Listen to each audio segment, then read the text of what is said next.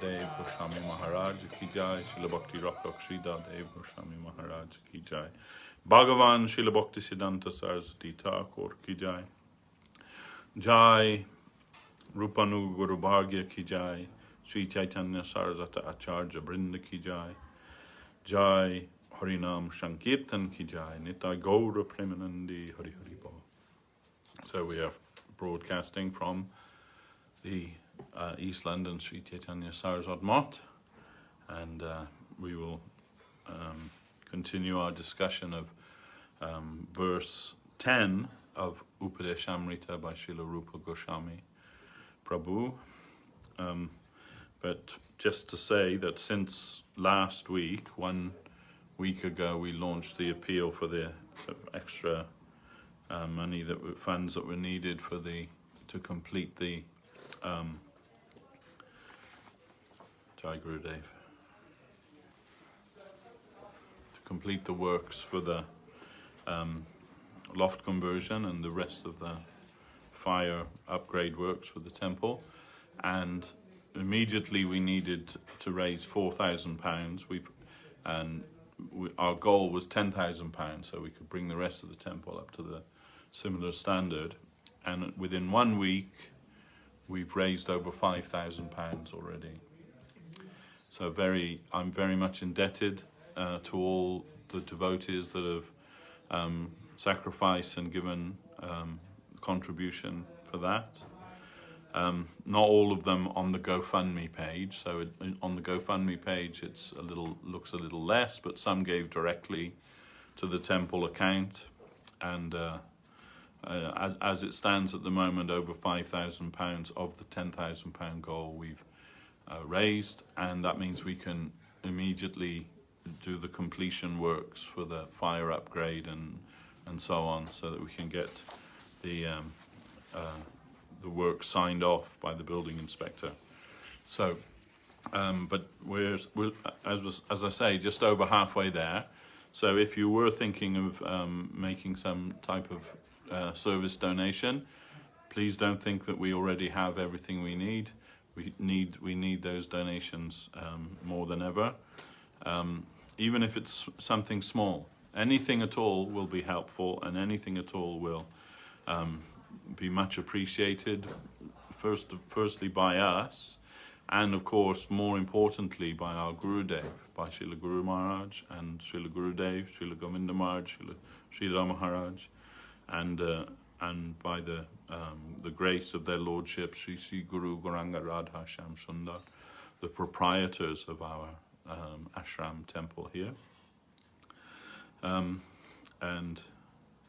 I'm reminded of one famous devotee disciple of Srila Bhaktisiddhanta Saraswati Thakur, whose name was Jagat Bandhu Bhakti Ranjan Prabhu, and he was a disciple of Saraswati Thakur that lived in Calcutta in the time of Saraswati Thakur. And at that time, the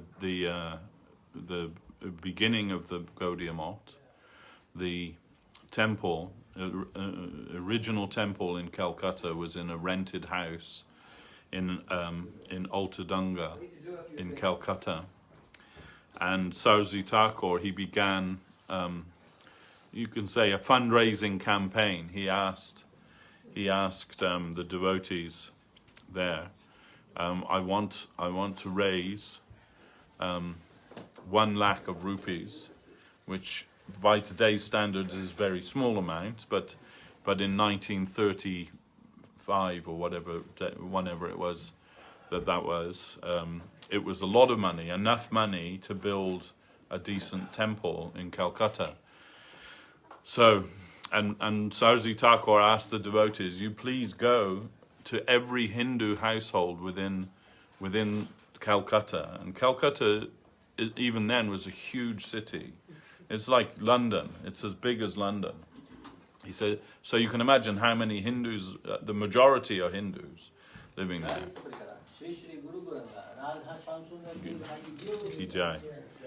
And he said, and if each family will give 1 or 2 rupees, then very quickly we can see the goal of our fundraising and build that temple. But hearing that, his one disciple, Jagabandhu Prabhu, he came forward and he donated 3 lakhs to Prabhupada in one go, and of course everybody was very much excited and happy. Prabhupada Saraswat Thakur wanted 1 lakh and he gave 3 lakhs, and they were praising him very much. But he wrote an article in the Gaudiya magazine, and in that article he said, why are all the devotees giving so much praise to me for just doing what I'm meant to do? So, you know, I have this money, and I'm falsely thinking it's mine, but it's actually my Gurudev's money. So just the fact that I gave it to my Gurudev is nothing on my behalf. It's his to begin with. So why they're giving so much praise to me for that? If I have anything, it's the fact that I at least understand that any wealth I have is not mine but his. So he gave that, and then they asked the disciples, they asked Saraswat Thakur, well, Guru Maharaj, you wanted 1 lakh, and now that Jagabandhu Prabhu, he's given 3 lakhs. You must be overjoyed. You know that your goal was more than satisfied. And Saraswat Thakur said, no, you do not understand at all. My goal was that every Hindu household in Calcutta would give 1 or 2 rupees, and they would get the sukriti for building Mahaprabhu's temple in Calcutta. But now one devotee has come and taken all of that sukriti for himself.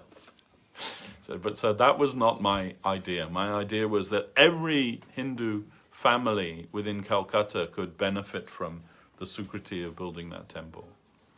Anyway, so on that basis, my plea to everyone is, please come and take some sukriti, even if you can only give 1 or 2 rupees, or the equivalent of, then just do that, please, and get the benefit from that. And I guarantee you, as much as it is possible by a fallen soul like myself, that whatever you give will be used in the service of Srila Guru Maharaj and Srila Gurudev and their lordship, Shri Shri Guru Gauranga Radha Sham Sundar Giridhari Jiu. So, from that, we were last week still discussing verse 10. Srila Sridhar Maharaj's illumination is very long, and we would have been all afternoon discussing, so we will not, we stopped, but I will again read the verse and then continue from where we left off.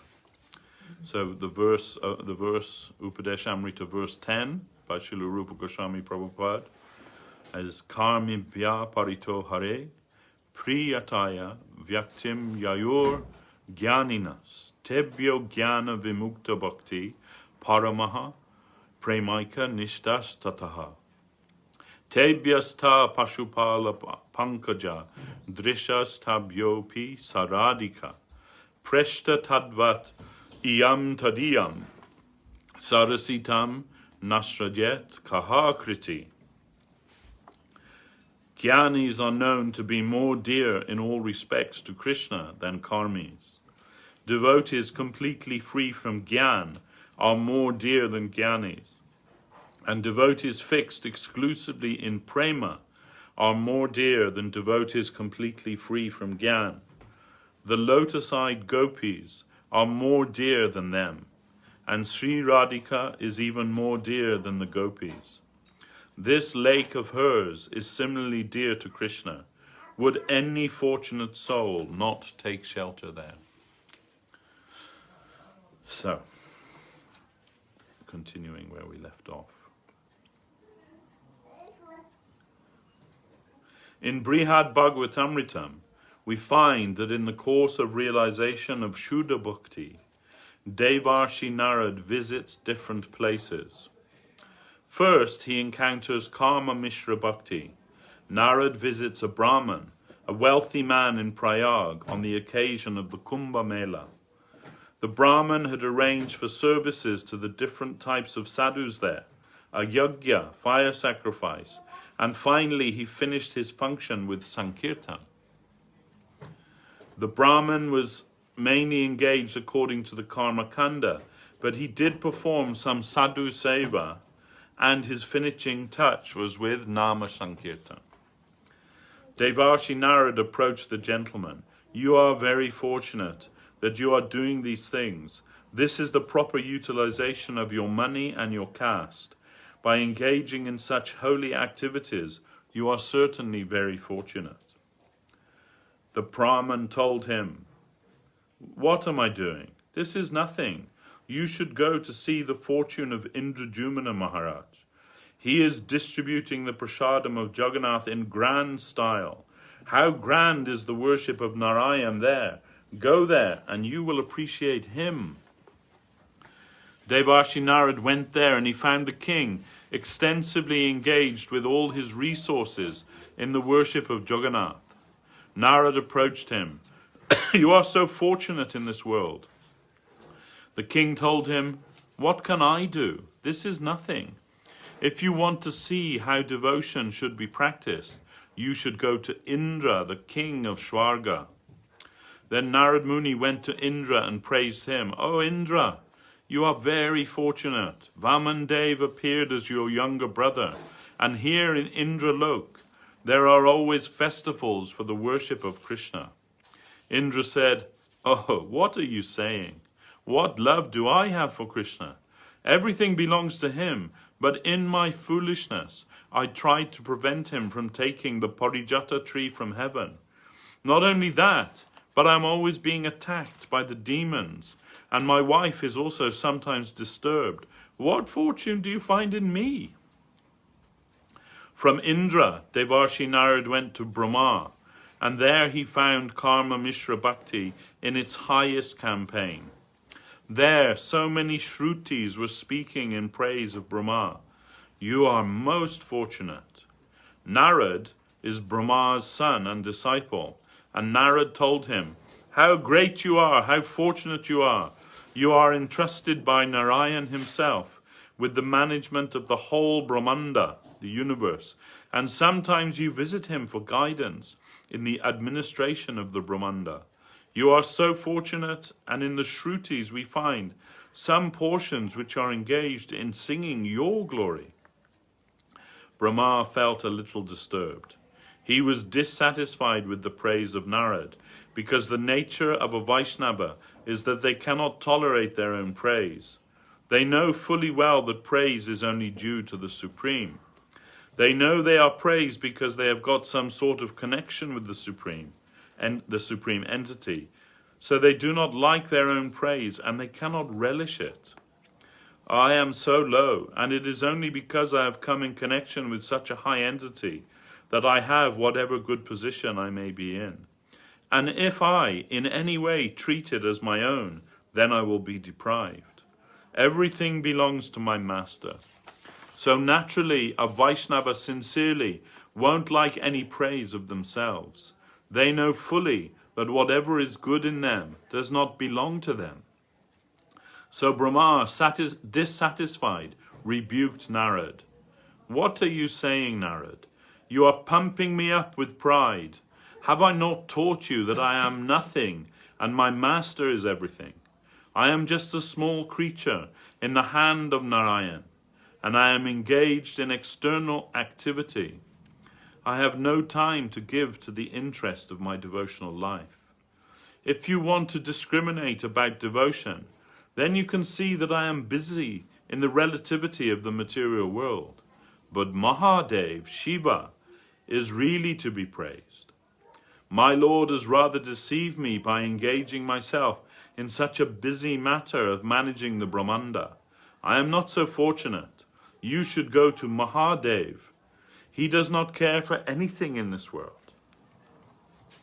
He is aloof and indifferent, and he has his aim towards Narayan. His devotion is towards Ramchandra in particular, and he is very fond of Ram Nam. Parvati Devi is also helping him in his devotional life, and she is very happy. You will find much praise in the Vedas of Mahadev. Then Devashis Narad went to Kailash and began to chant in praise of Shiva. You are the master of the world. The Vedas sing of your glory. You hold the highest position. In this way Narad spoke, but Shiva became very excited and a little angry. Very irritated, he abruptly came over with his trident. What are you saying, Narad? You are creating a disturbance here, saying all these big things about me. Don't you remember that Narayan, Vishnu, is here? He is everywhere, and in his presence you speak so highly of me? That is a sin, an offense. I am more inclined to indifference, knowledge, and penance. These hold a greater position in me. Whatever little inclination I have for devotional service to Narayan is very negligible. You are out to see real faithfulness, real devotion, and submission to the highest authority, the Absolute. He is, of course, Narayan, but I have nothing of that temperament, really. Sometimes I speak in favor of Narayan, and sometimes I stand against him, encourage the demons and turn them against him. Sometimes even I have such an apathetic spirit towards Narayan that I go to fight with him in favor of my favorite disciples. So I am disgusted with my position. Penance, power, siddhi, and indifference to the world, these are my business. This is Jnana Mishra Bhakti. Brahma is the ideal of Karma Mishra Bhakti, and Mahadev is the ideal of Jnana Mishra Bhakti. Mahadev maintains some sort of affinity for an independent position and does not 100% accept slavery to Narayan. That is, the service of Narayan. So Mahadev told Narad, if you really want to experience what Shuddha Bhakti is, go to Prahlad Maharaj.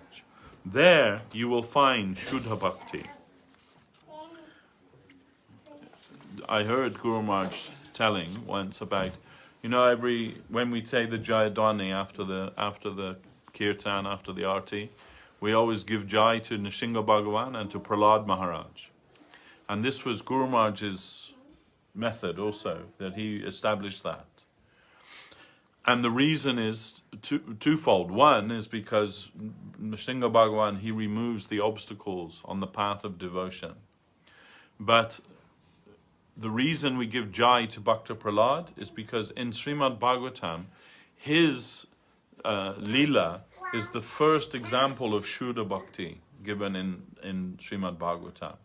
So Prahlad's position is like foundational for the cultivation of Shuddha Bhakti. Guru Maharaj continue. In this way, we have been directed to trace the development of Shuddha Bhakti, beginning from Prahlad Maharaj. Because Prahlad does not want anything from the Lord. He says, Nasa Britya Navai Banik.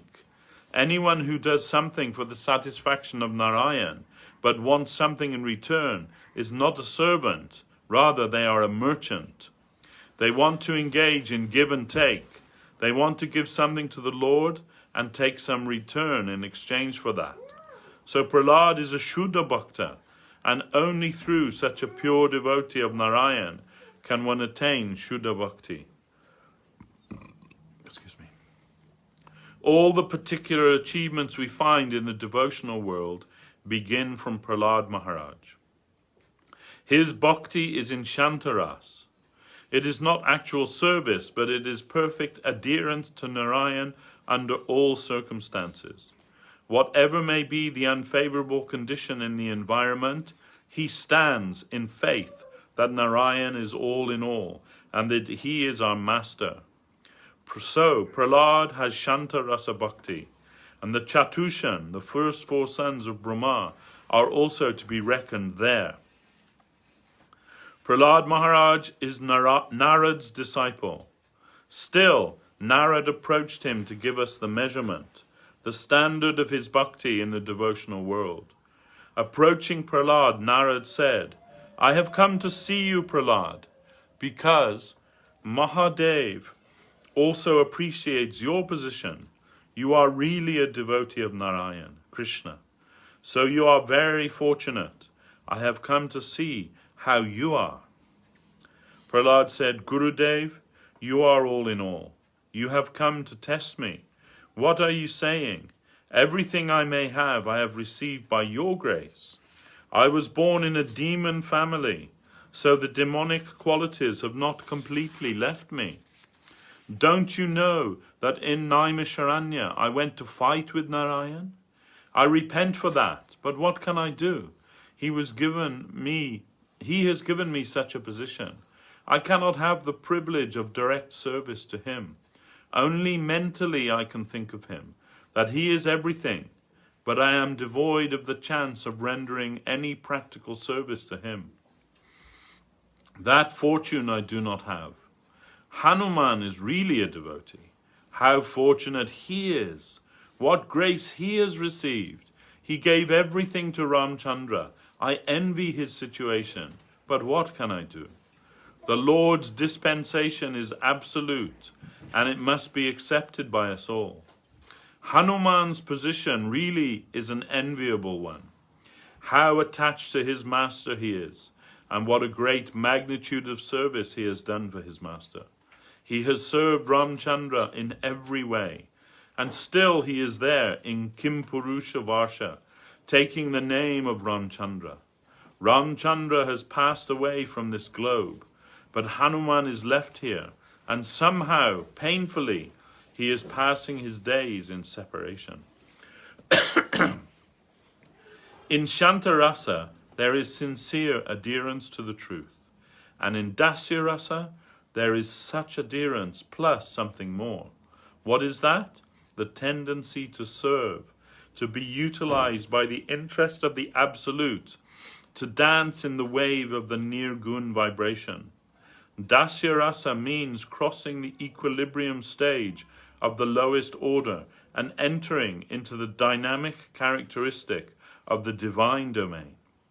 In Dasyarasa, mere appreciation is not sufficient. There, one is to be utilized by the principle of appreciation, to accept the wave and to allow one's freedom to be merged into the wave, to dance in harmony with that wave. Mere passive appreciation is the beginning. Then there is active appreciation, to do something for the cause, whatever is wanted from us, to become an agent of that power in the land of appreciation is Dasyarasa. Whatever is required of us, gladly we like to do that.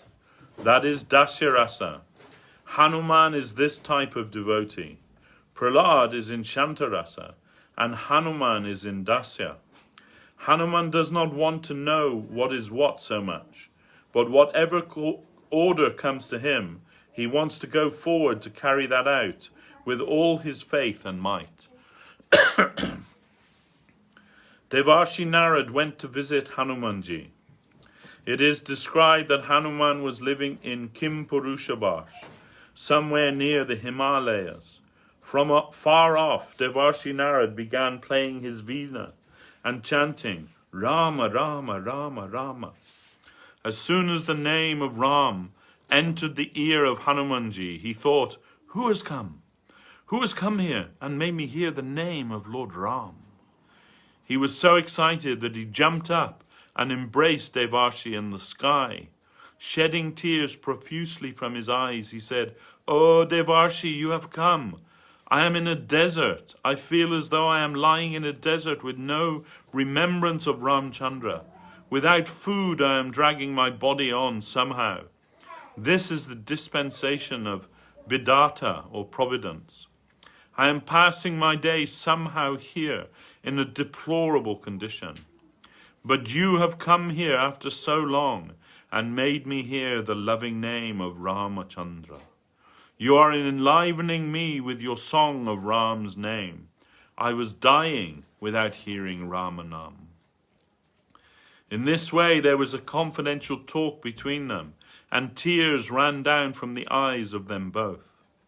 Then Narad came to Hanuman's quarters and began to praise his fortune. How fortunate you are, Hanuman!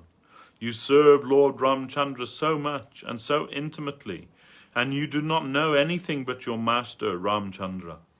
How great is the service you have rendered to Ramchandra!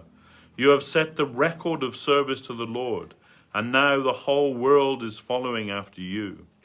Your service is unparalleled and has become the ideal for the whole world.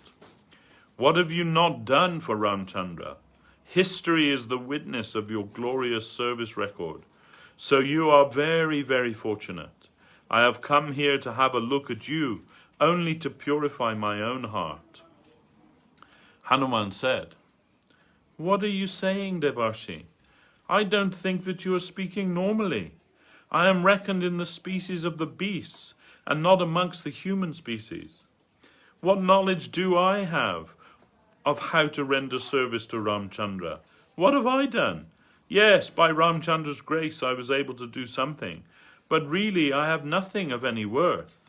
It was only by his infinite grace that he took some service from this half animal, your Hanuman, and since then my master has left me here. He took the whole of Ayodhya with him, but not this unfortunate soul. He has left me somehow or other here in this forest, and I am weeping day and night in his separation. How things were when Ramchandra was present. He did so much. No one will ever have such a master, so much deep affection, so much generosity, so much indifference to worldly things, and so much love for his subjects and all creatures he had.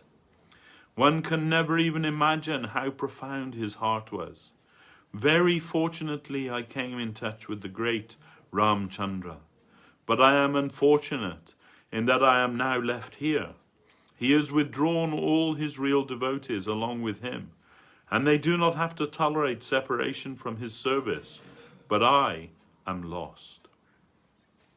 Anyway, I hear that Ramchandra has again come as Krishna. I cannot like any other avatar but Ramchandra, but I hear from a distance how Krishna, who is Ramchandra himself, is very friendly and showing his favour to the Pandavas. So the Pandavas are very fortunate that like an intimate friend Krishna is dealing with them. I have great appreciation for the fortune of the Pandavas. Sometimes I think that I shall go to see them with these eyes and see how happy they are. In this way Hanuman began to praise the Pandavas' fortune in Sakyarasa. Hanuman is the highest type of Dasyarasa, and he has appreciation for Sakyarasa, showing that it is superior to his rasa and that he has some attraction to that rasa. Still, Hanuman won't allow himself to go to the Sakyarasa. It is a peculiarity. There is a peculiar temperament that the rasa which is one's own seems to one to be the best. Still, in tatasta bichar, which means objective discrimination, still in tatasta bichar, one who can temporarily become aloof and get away from one's own relative position, then one can appreciate the higher position of another rasa, even though one won't like to have that for oneself. Kintu janra je rasa se sarvotama, tatasta hana bicharile ache taratama. This is from the Madhya Lila of Chaitanya Charitamrita. One is best fitted in one's own rasa, but if it is possible for one to get out of that relative position, then one can understand the inferiority and superiority that exists between rasas. Still, Hanuman had his unchangeable heart in the service of Dasyarasa. Wherever the consideration of Dasyarasa comes up, then Hanuman is represented as the ideal servant. Of course, his particular service is so famous that sometimes his superiority is supported by some special consideration which cannot be accommodated in the science of devotion. Hanuman's Dasya Rasa is very intense and famous. Thus it has been mentioned, Shri Vishnu Shravane Parikashid Abhavad Vayashiki Kirtane Pralada Shmarane Tad Angri Bhajane Lakshmi Pritu Pujane Akruras Tva Api Vandane Kapi Patir Dasye Tasakya Arjuna Sarva Shatma Nivedane Balir Abut Krishnaptir Esamparam. This is from the Bhakti Rasamrita Sindhu. Maharaj Parikshit attained Krishna in full by hearing of Sri Vishnu. Shukadev did so by kirtan of him. Prahlad by remembrance of him. Lakshmi by serving his lotus feet. Prithu by worship of him. Akrura by obeisance unto him. Hanuman by service to him, by friendship with him, and Bali by full surrender of the self unto him. Here we find that Hanuman occupies the position of primarily representing Dasya. Then Devashi Narad, after hearing of Hanuman's appreciation for the Pandavas' fortune, somehow managed to bid farewell to Hanuman and went straight to see the Pandavas. There he found Yudhisthira Maharaj on the throne and began to sing the glories of the Pandavas. How friendly you are in your relationship with Krishna. How fortunate you are. Yudhisthira Maharaj said, "What are you saying, Devashi? Of course Krishna favors us. We cannot deny that. But what is our position? We have no position at all.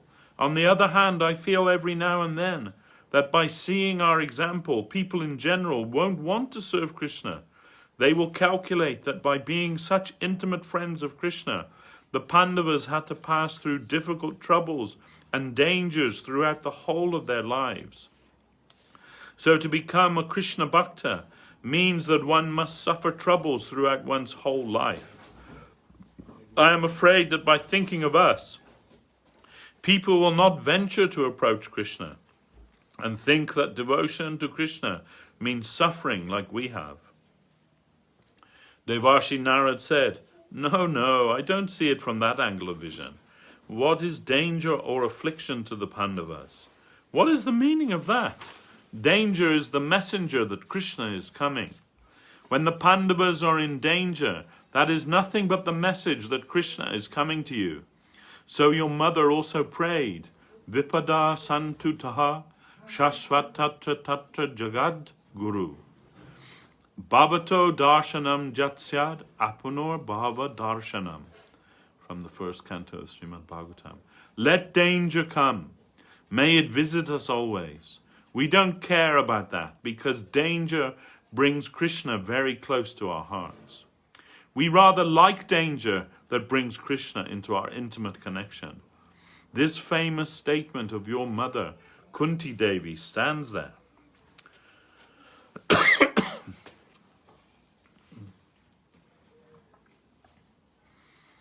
On behalf of the Pandavas, Yudhisthira said, yes, Krishna visits us now and then, at the time of our dire need. But how fortunate are the Jadus? Krishna is always with them. They do not care for any other power in the world. They are so proud of their master, Krishna, and he is very closely connected with them, so they are very fortunate. Then Narad went to the Jadus, and there he began to chant many things in praise of them. They said, what are you saying, Devashi Narad? Krishna is with us, of course. At any time of great danger, he comes to help us. But how much do we care for him? We are living independently, careless about his existence. But Uddhav is really his favorite. Whatever Krishna does, he consults with Uddhav. And in all his confidential dealings, Uddhav is present. In every case, through thick and thin, Krishna is with Uddhav. So we envy the fortune of Uddhav. Then Narad went to Uddhav and said, you are the most favorite of Krishna. Krishna himself says, Natata mi priyatma atma jonir na shankara nacha sankarshano na shri naivatma cha jatabhavan. In the 11th canto of Srimad Bhagavatam. O Uddhava, what to speak of other devotees like Brahma, Shiva, Sankarshan and Lakshmi? You are more dear to me than my own self.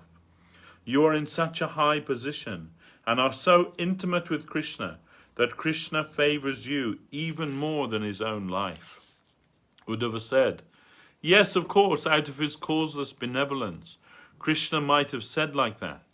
But I don't think that I am his real devotee, especially after visiting Vrindavan. All my pride has been melted away by seeing the devotion, the serving spirit, and the intensity of the love towards Krishna that I found in Vrindavan. Devashis, I am nowhere. Do you know that statement of mine where I disclose my heart fully? It is recorded in Bhagavatam. Asammaho charanarenu jusamaham syam Brindavane kim apigulam lato sadaninam ya dushta jam swajanam arjapatam chahitta bejo mukunda padavim shrutibir vimrigyam. Krishna sent Uddhav to visit Vrindavan. Go and pacify the devotees there with talk of me. They are suffering too much in my separation. Uddhav went to Vrindavan and met Narad, Jashoda, and the gopis, and when he returned he made this statement. Asammaho, what sort of divine love did I find in these gopis?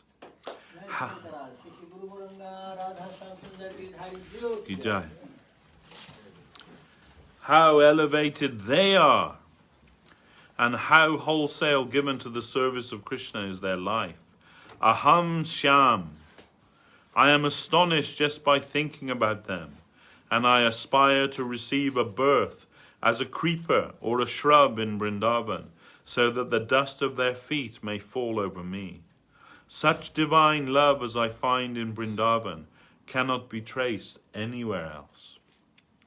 The highest devotee, Uddhava, whose devotion was recommended by Krishna himself, says he wants to receive the foot dust of the gopis because of their intense self-abnegation and self-dedication for Krishna. At the sacrifice of everything, everyone wants pratishta, prestige, position, honor, but that must also be sacrificed. And we see that the gopis in Vrindavan take that risk. At the cost of their own good name in society, they do not care even for the Shastra in their self-offering to Krishna. Svajanam means social opinion and the opinion of so-called near and dear ones. And Arjapatam means scriptural dictation. You should do this and you should not do that. The gopis ignored both of these in their service to Krishna. It is inconceivable. Uddhav then said to Narad, so what are you saying, Devashis? If you would like to see real devotion, real love divine, then you should go to Vrindavan. Don't put me in an awkward position by saying that I possess devotion to Krishna. This is rather a mockery, a foundationless utterance. I found the real devotees of Lord Krishna in Vrindavan. In this way, Sanatana Goswami tries his best to take us through the path of gradual development of devotion to Krishna. Prahlad has been accepted as the basis of Shuddha Bhakti, the beginning, because he is in Shanta Rasa. Above that there is Dasya Rasa of Hanuman and the Sakya Rasa of the Pandavas and Uddhava, who is somewhat in Sakya Rasa and also connected with Vatsalya and Madhura Rasa. In this way we can trace the progressive development of devotion up to Madhura Rasa. Close adherence to Krishna runs in this way to Vrindavan. Its acme is there. Tebya staha pashupala pankaja drishas tabyo pi saradika. The kind of serving spirit we find there is unaccountable and inconceivable. It is Shrutibir Vrimrigyam. It is what all the Vedas are searching after. At the beginning of the Rasa Lila, all the ordinary gopis felt as though they were of equal rank. So some fine jealousy arose in the mind of Radharani. And after defeating all the common gopis by displaying her superiority in dancing, chanting, and all these things, she suddenly disappeared. This is Guru Maharaj's Radharani in Navadvip. She's called Gandharvika. And Gandharvika means, I heard from Srila Govinda Maharaj, Gandharvika means who can please Krishna by singing and dancing. And it's her exclusive name.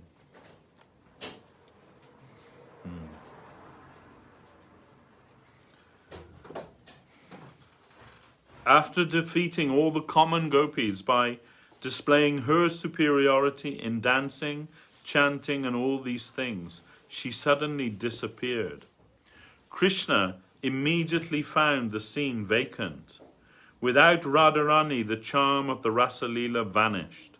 The source of all the energy was coming from one point, and when that very vitality of everything had drawn herself away, Krishna found himself debilitated. So he stealthily left the company of the other gopis and searched after Radharani.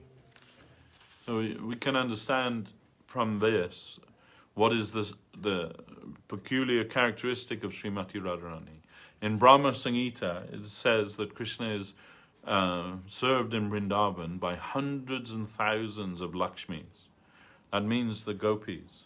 So you can think, right, that amongst the gopis, there are hundreds and thousands of gopis, and they're all supremely qualified to serve Krishna. But when one, you would think, right, if one is subtracted from 100,000, you're not going to notice the one missing, isn't it? Out of so many, if one is missing, so what?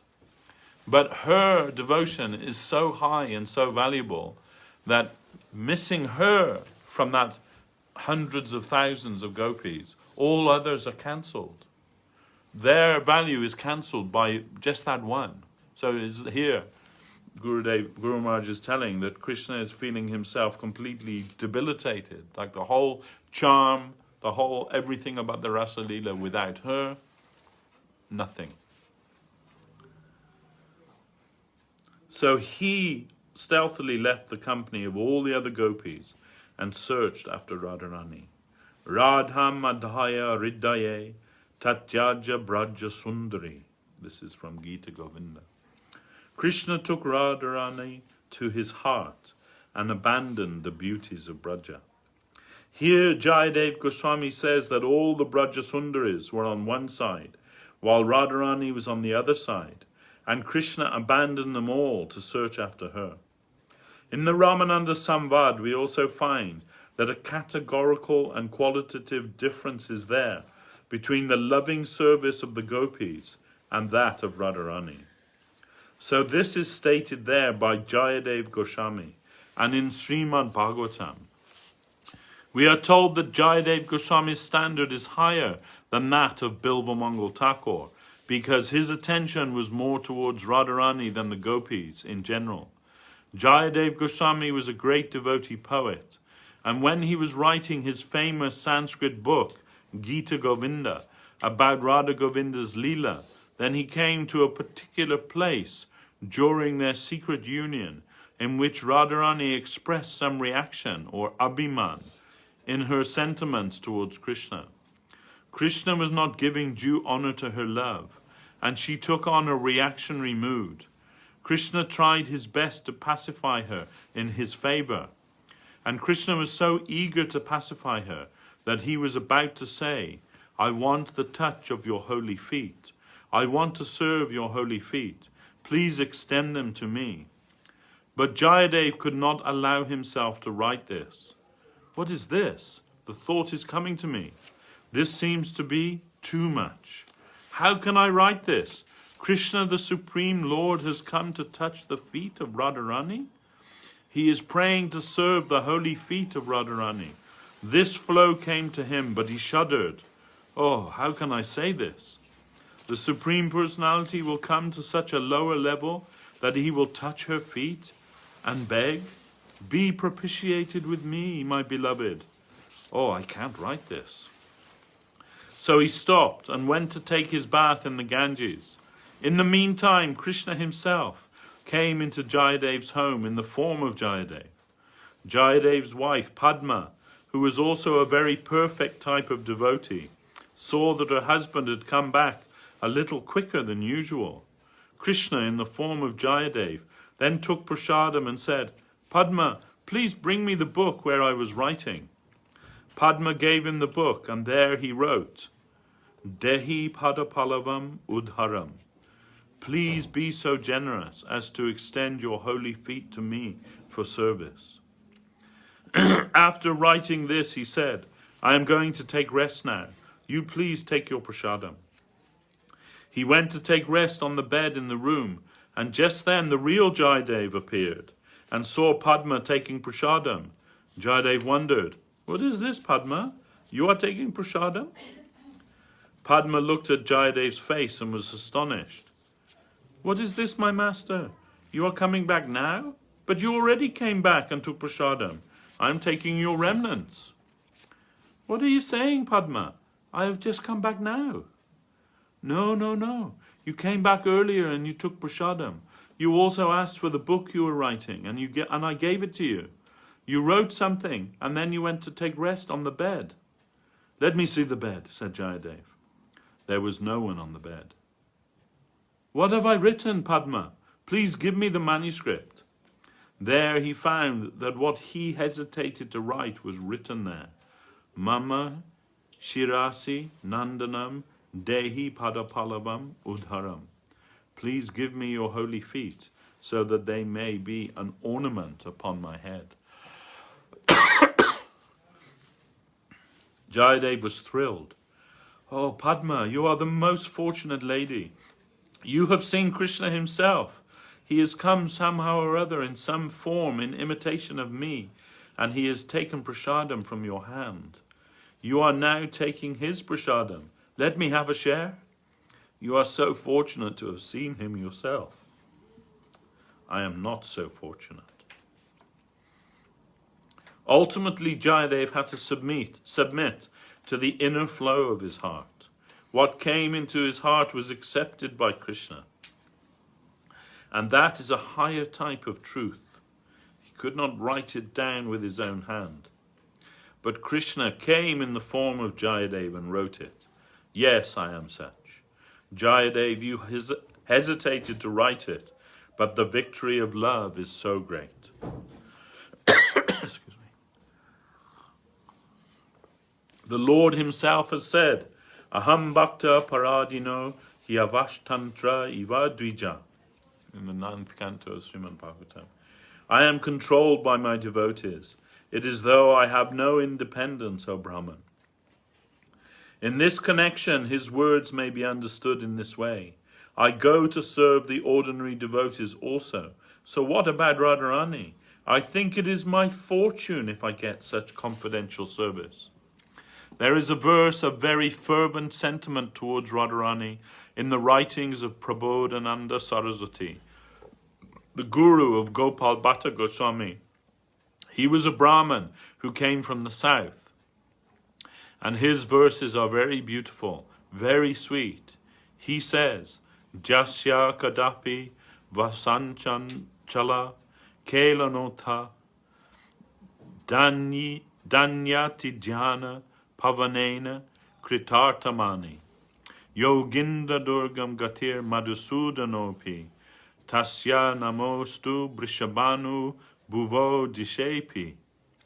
This is from his Radha Rasa Shuddhanidhi, the 2nd verse. Wherever we are, let us show our obeisance to the direction in which Brishabhanu Raj, the father of Radharani, has his palace. Let us show our obeisance not even to that place, but towards the direction of that place from afar. He means to say, the domain of Radharani's service is so high, so unapproachable and so covetable. Somehow you are to connect with that most dignified place from afar, wherever you may be. How far away you are at present does not matter, may you show your pranam to the direction of that place. And why am I saying so? Why am I making so much of that direction? Hear why I say so. Yogindra Durgama Gatir Madhusudanopi. Do you know Madhusudan? Have you heard his holy name? Madhusudan is very famous. Do you know about him?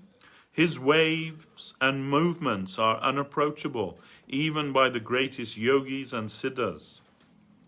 The leaders of the yogis who have great influence and credit amongst the sadhus, who command the respect of the whole religious world, try their best to put their attention to the holy feet of Madhusudan, but fail. They may attain a slight touch or no touch of his feet, and then they fall back. This is Madhusudan, but do you know what his aspiration is? Will you hear that from me?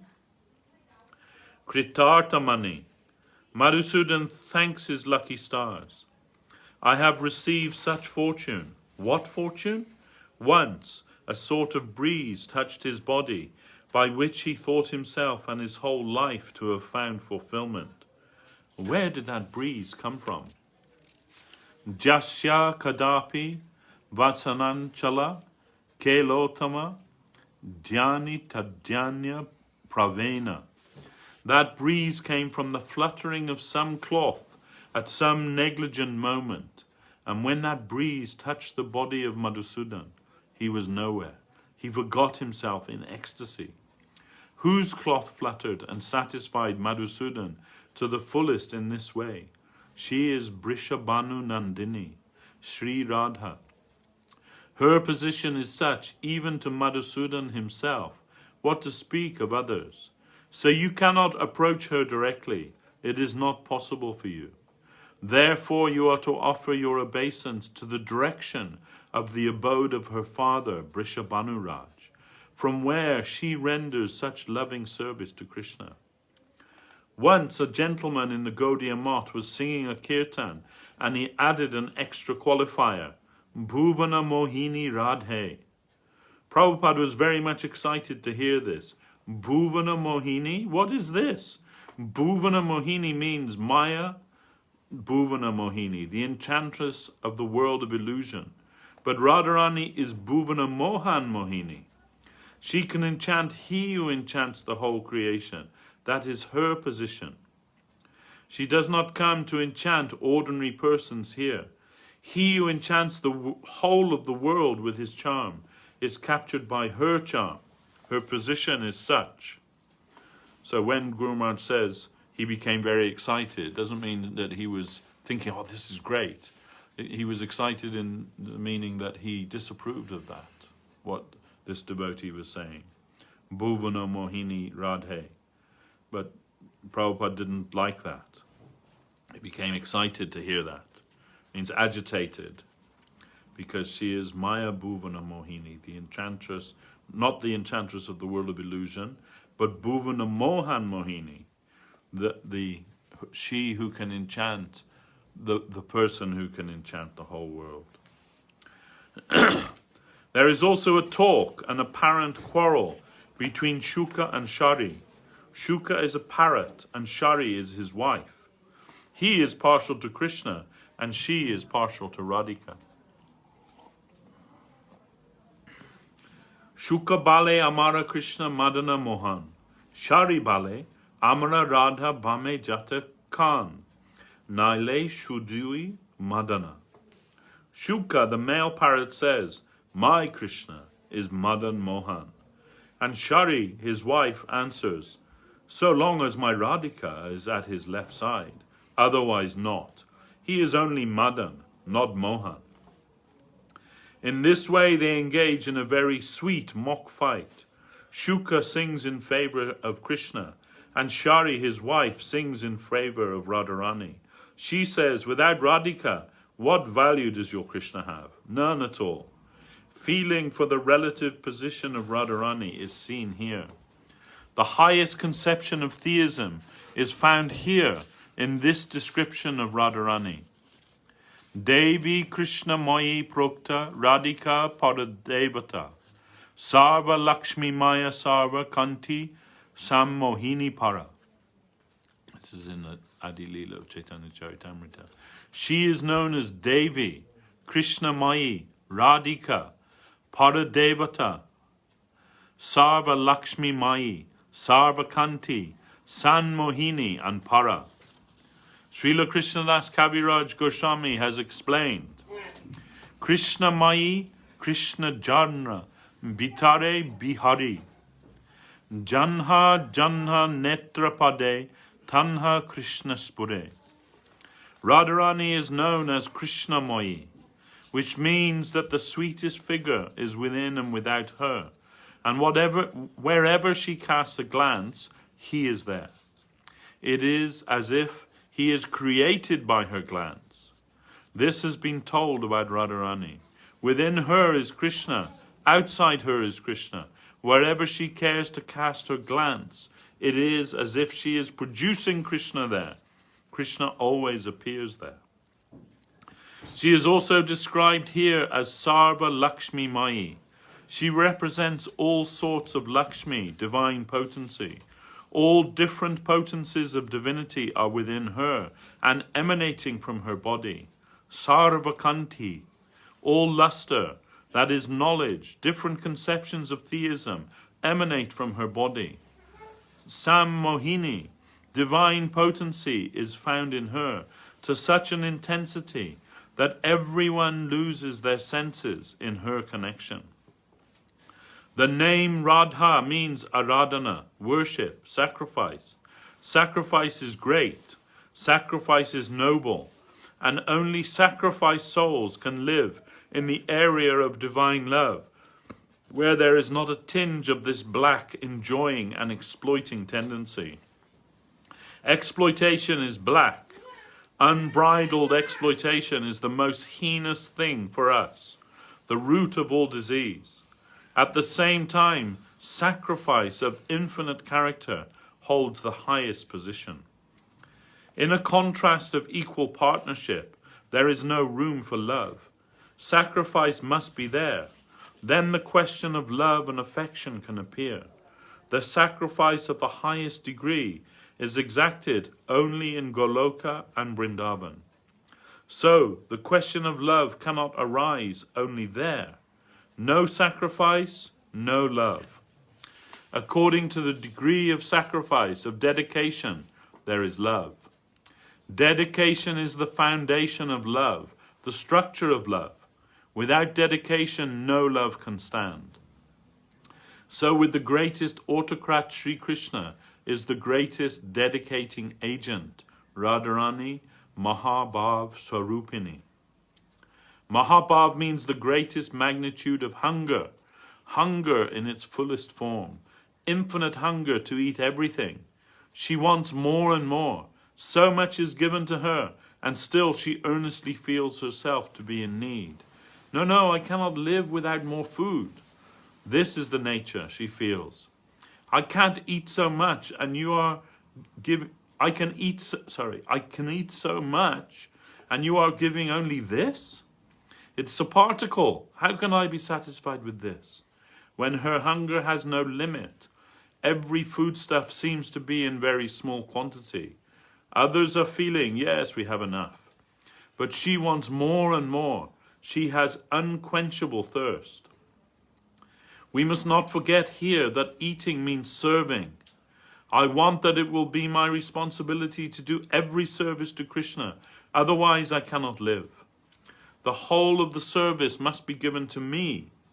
Such hunger is likened to the hunger of this plane, but it is hunger for distributing herself. She finds no satisfaction in getting anything for herself and hankers only to give of herself. In this way she eats. Mahabhav, prema, has such consuming power, power for consumption of rasa.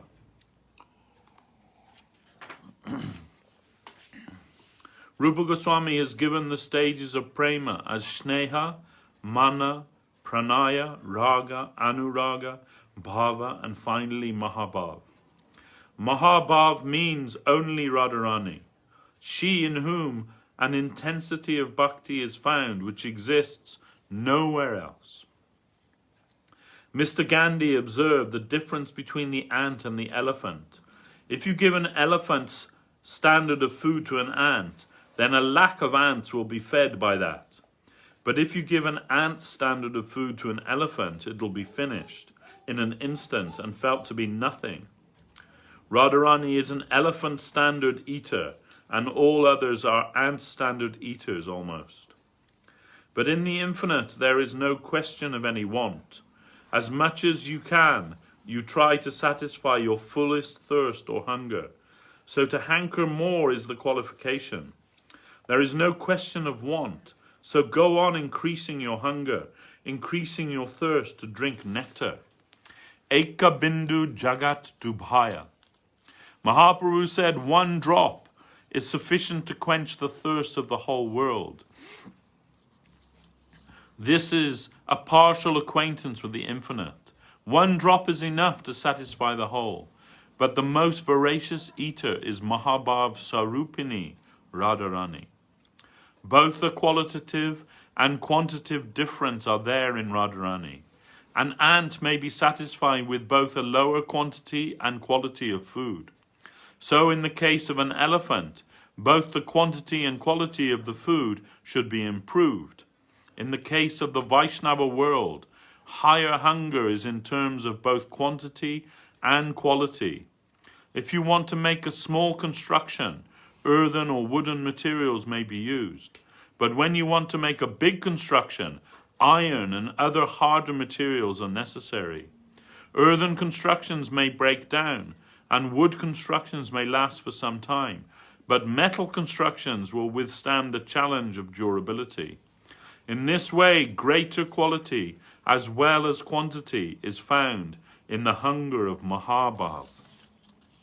Radharani is thus known as Mahabhava Swarupini, she in whom sacrifice reaches its zenith.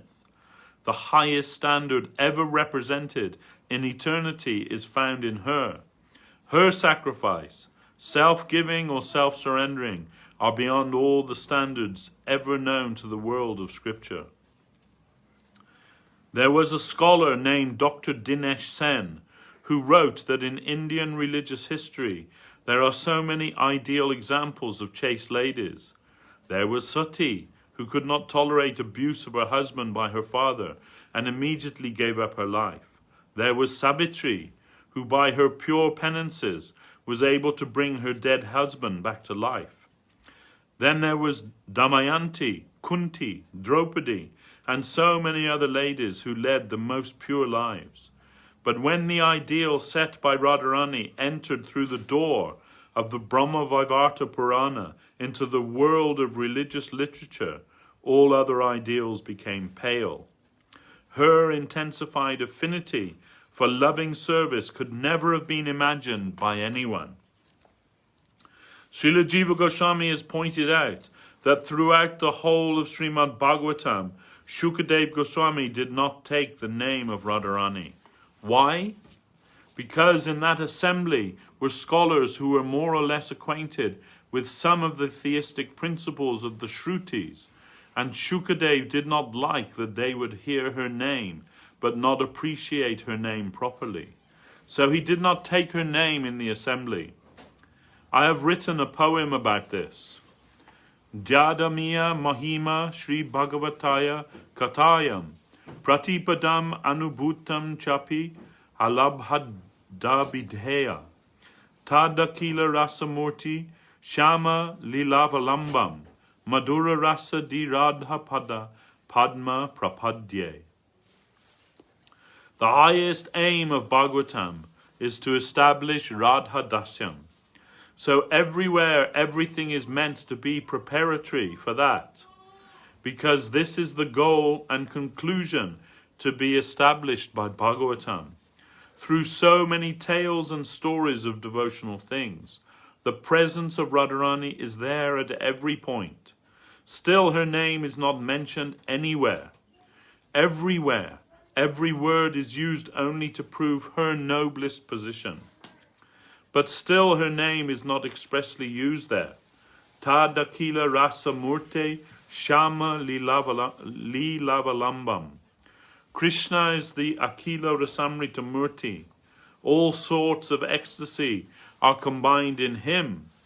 And the main avalambana, the main support of Sri Krishna and his lila as the Akila Rasamrita Murti is Radhika, because she is Madhura Rasa Di, the source of the foundation of all Madhura Rasa. Radha Pada Padma Prapadye. So I surrender myself to the holy feet of that Radharani, who is the only support, the gist, the all in all, the whole life of him, the Akila Rasamrita Murti, who consists of every sort of high rasa or ecstasy. So that's the end of Guru Maharaj's explanation of that verse, and what an end. What chapter was that? Chapter 10. The actual Gita? No, of Upadeśāmṛta. Oh. So verse 10 of Upadeśāmṛta. And after hearing that, and we remember that this is Guru Maharaj's words, but Guru Maharaj would, when he would speak about such things, and this kept coming in my mind, such high words from such a low mouth. Guru Maharaj in his humility would say that, but certainly when I'm speaking that, it is definitely the truth, and I feel almost insufficient to the task to even to repeat Guru Maharaj's words. But here we can see just substantially and extensively what Guru Maharaj wants to give to the world, which is Radha Dasyam. Guru Maharaj said when he was a younger man, he met one Shrutidar. You know, in India there are priests, they're called Shrutidar. That means they know the Veda by heart. They don't need to read the book. They can tell all of it. And this Shrutidar, he knew Srimad Bhagavatam, every verse of Srimad Bhagavatam. He'd memorized that. So Guru Maharaj said, when I met him, I'm very interested to hear something from him, you know, that he knows the whole Srimad Bhagavatam, every single verse, and what it means. So I asked him, in your opinion, who is the highest devotee of Krishna given in the Bhagavatam? And his reply was, the Chatushan, means the 4 Kumaras, the 4 sons of Lord Brahma, the boys. And Guru Maharaj said, and why do you think that? And he gave some explanation as to why. And he said to Guru Maharaj, what do you think? Do you not agree? Guru Maharaj said, no, I do not agree.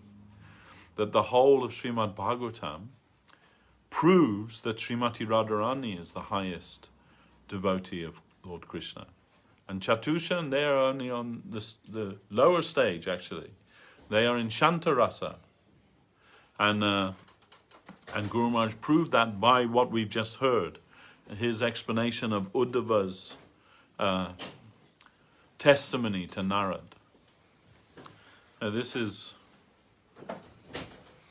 the very distinct understanding of the Gaudiya Sampradaya. And it is a remarkable, extraordinary thing that such ideas have come into the world, that have come actually out into the world by, you know, to be understood to whatever degree, but to be understood by mere mortals like us.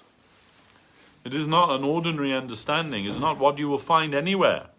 Even a Shrutidar cannot understand that. Only by the grace of Guru Maharaj he was able to understand that. After Guru Maharaj's explanation, he submitted, yes, what you say is correct. So, and you know, you will not find many Shrutidar in the world anymore. But all of the Veda is trying to teach that. In fact, in Bhagavatam, after the Rasa Lila, Krishna shows his Rasa Lila, the Shruti themselves, they come to personified Veda, they come before Lord Krishna to offer prayers, and they say, "You please forgive us, Lord. Our job, our reason for being was to show your glories. But after seeing this, we realize we cannot. We've fallen short. We've only given a general direction, the general signpost. This is the way. But actually what that really is, we have not been able to give that." This is the Veda personified telling that. So the Veda personified. But Srimad Bhagavatam is the cream of the Veda. The percolation, you can say, of the Veda. Veda Vyas himself, he is not stagnant. He is not fixed. Veda Vyas is the literary incarnation of the Lord. And his purpose was to compile all of the Vedic literature. It is not correct to say that he is the author of the Veda. He's the compiler of the Veda. And he did all that because he knew now Kali Yuga will come.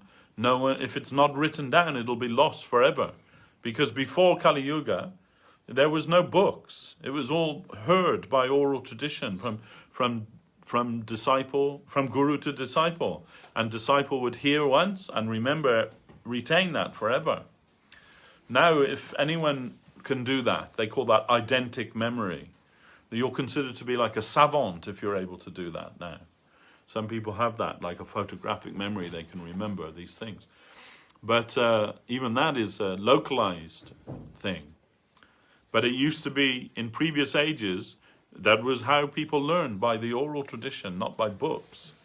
But Vyasadeva realized that in the Kali Yuga, people's memory will be very bad, and their life will be very short, and full of so many disturbances, that if this teaching is not preserved in book form, it will be lost forever. So then he began that service, inspired by the Lord. He began that service and compiled all the Vedas, all the histories, Itihasa, Upanishad, Purana, everything compiled by him. But when he's finished that, he's not feeling satisfaction in his heart. He's feeling like something missing here, something's not right. And understanding that, Narad, his guru, Devashi Narad, who we've just been hearing, he came to Vyasadev's ashram, and Vyasadeva made this submission to him, that I've done the service that I meant to do.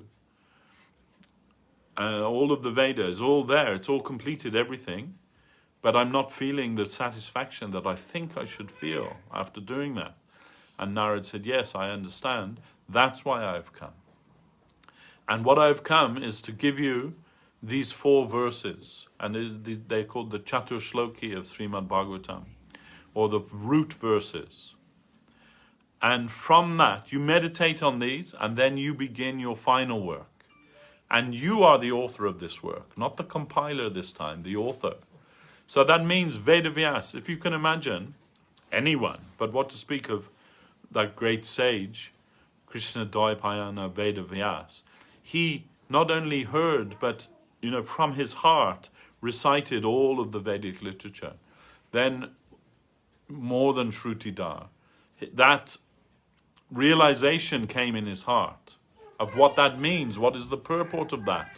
So he's now, when completing that, he is at the zenith, the very top of his own spiritual realization. And, being primed at this point, Narad tells him, now you begin your final work, your greatest work, and that is the Bhagavat Purana, or Srimad Bhagavatam. And actually, we can say that if all other Vedic literature disappeared and only Srimad Bhagavatam remained, there would be no loss.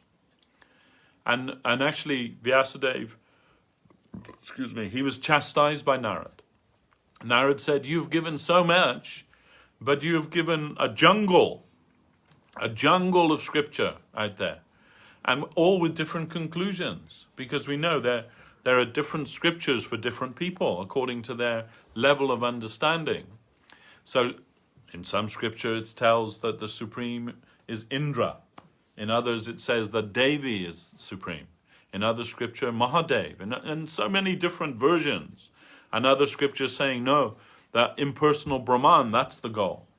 And then Narad said to Vyasadeva, so someone searching after the truth, how will they understand? How will they navigate this jungle?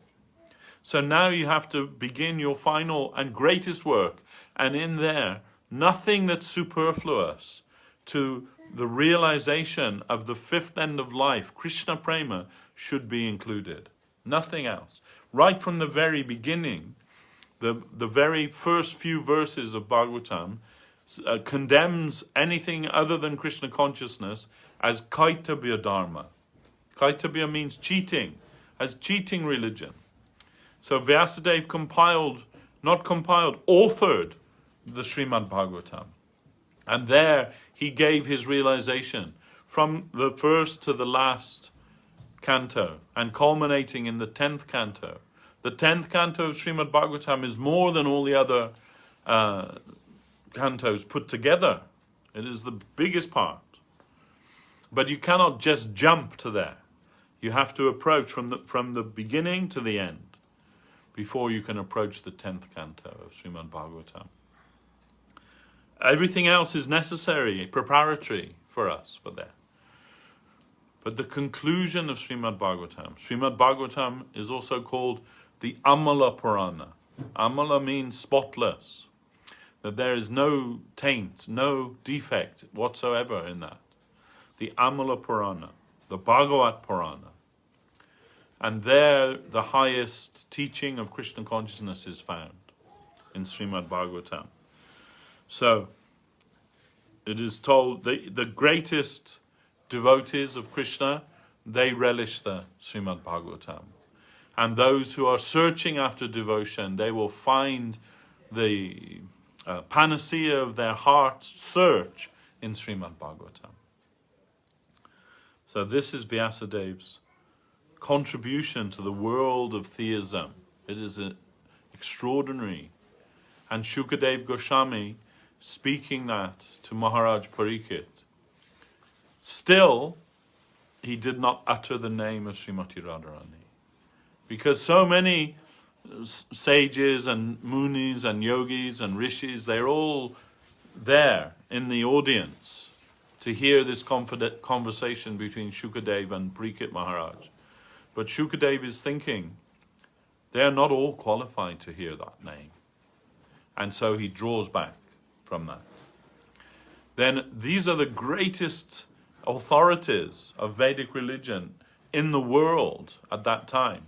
And he's saying they are not qualified to hear that name. And here we are taking that name without even thinking twice. So, then what to speak of us? If they're not qualified, what to speak of us? But somehow, by the mercy of Chaitanya Mahaprabhu, he has come to give this conception in a broad way to the world, the highest conception ever known in the theistic world. That type of knowledge, you won't find that in Westminster Abbey. You won't find that in the Hyde Park Mosque or any huge religious place. You won't find that there. But you might find it at 466 Green Street. You might. But it is not us. It is Mahaprabhu's conception. The Archbishop of Canterbury may not be able to understand that. You know, the Ayatollahs and Imams, and they may not be able to understand that. Even the general preachers of Sanatan Dharma may not be able to understand that. But Sri Chaitanya Mahaprabhu has come to give that to the world. And Bhaktivinoda Thakur has said the day will come when all other religious conceptions will disappear and only Mahaprabhu's religion of Prema Dharma will remain. We believe it. We believe that it is true. We may not see it in our lifetime, but it will happen. Yes, Prabhu? How many years would it take for our religion to remain? Well, I cannot say. That's what I'm saying. We don't know how long it will be. Maybe today, maybe tomorrow, maybe many lifetimes after we've left this world. We do not know, but because Mahaprabhu has come to give that, and Bhaktivinoda Thakur has predicted that, then it must happen. And we can say in that regard that in that prophecy, you can say, the first part of that prophecy is, the day will come when the fair-skinned European and American, Russian, African, all peoples of the world will join with the devotees of Bengal with their arms upraised and going from the place to place where Mahaprabhu performed his pastimes, chanting Jai Sachinandana, Jai Sachinandana. And Srila Govinda Maharaj told us, he said, when I read that, I thought, yes, it will happen, but not in my lifetime. But we see that even within the lifetime of our Gurudev, this happened. And not only did it happened to us. We're like part of that. We're testimony to that. So if that has come true, then why should we not believe that what the rest of that prophecy will also come true? That he says every intelligent man and woman in the world will come to recognize that Mahaprabhu's religion of love is the only panacea for everything that ails us in this Kali Yuga. So it is a wonderful thing. We are thinking Kali Yuga is the worst age, and Satya Yuga is the best age. But our Guru Maharaj would say the rainy day is not the bad day, but the day when we cannot hear something about Krishna, that's the bad day. So similarly, the Kali Yuga, it's an ocean of faults, we know that. But it has one great quality, and that is simply by the chanting of Sri Krishna Sankirtan, the highest attainment can be got very easily.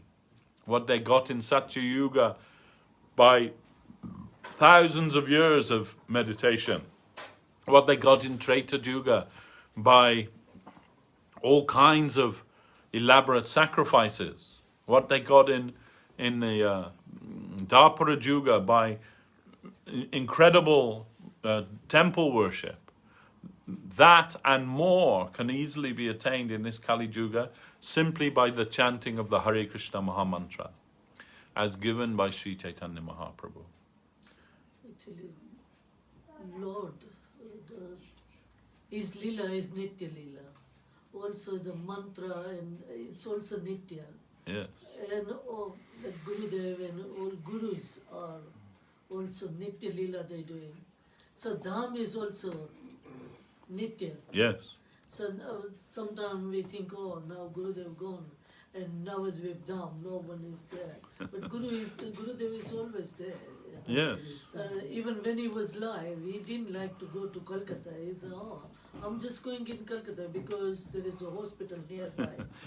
Yes. So he wanted to stay in Navadvip. It's true, and Gurudev said, sorry, continue. And Gurudev once also said that when I am not here physically, I will be always sitting on a tree and watching you. Yes. What you're doing.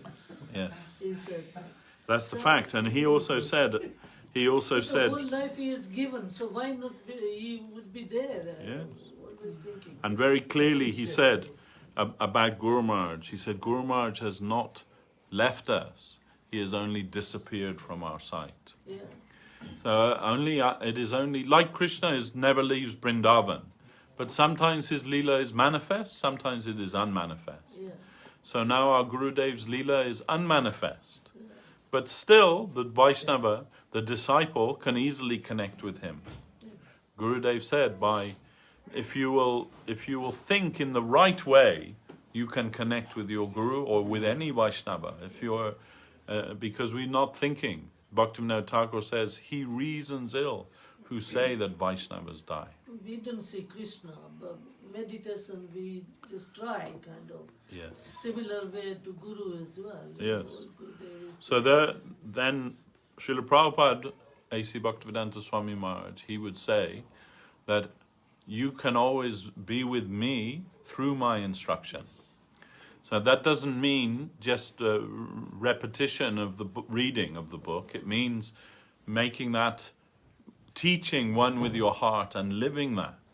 as much as you can live that in the adherence to those teachings, then you are connected with your spiritual master, the whole Guru Parampara, and that ultimately means connection with Krishna. Now this is how, through Upadesh, through hearing about Krishna, then we will act on what we hear. And with that, through that action, and then we will be able to repeat what we hear, not just like a parrot. You can see if you look on YouTube, some parrot chanting Hare Krishna. That's fantastic, great. But anyone can be a parrot, but the real thing is to understand what is the chanting of Hare Krishna and doing that, and following the teaching of our Gurudev. And in this way, our Gurudev lives. Every day lives, and we will try to honor him and serve him as he has directed us.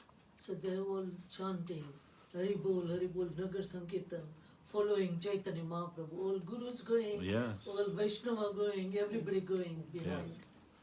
And it is said, Because it's Nitya Leela. Guru Maharaj just said that that means that in the heaven, the gods are praying to take birth on the earth in Kali Yuga, so they can take part in Mahaprabhu's mission. So we must be very attentive to the Vaishnavas, because we do not know who they are actually. Maybe they are Indra, maybe they are Brahma. We do not know who is living with us in our midst. We do not know.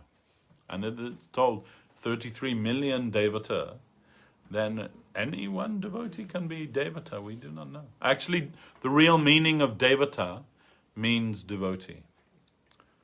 This is Sura and Asura. Asura means demon, and Sura means Devata. Sura means godly. Who is godly? Who is serving Lord Krishna? Who is taking the name of Krishna? They are Devata. They are Sura. And so we must be very careful when we are chanting Yashomati Nandana Brajabara Nagara. Because everyone I hear, they are chanting Surakula Nashana. But it is Asurakula Nashana, not Surakula Nashana. Means Krishna is wonderful. Huh? Krishna is wonderful. But then Surakula Nashana means he kills the devotees. But Asura Kula Nashana, he kills the Asura, not the Sura. So don't say Sura Kula Nashana. This is why we sometimes it is merged together in the one line, but we have told here, look, Braja Janapalana Asura Kula Nashana. So not Sura Kula Nashana, Asura Kula Nashana. He is the darling of Vrindavan and the killer of the demons. That is Krishna, not the killer of the devotees. So, anyone has a question before we close today? All right. Sudhari, you have a question?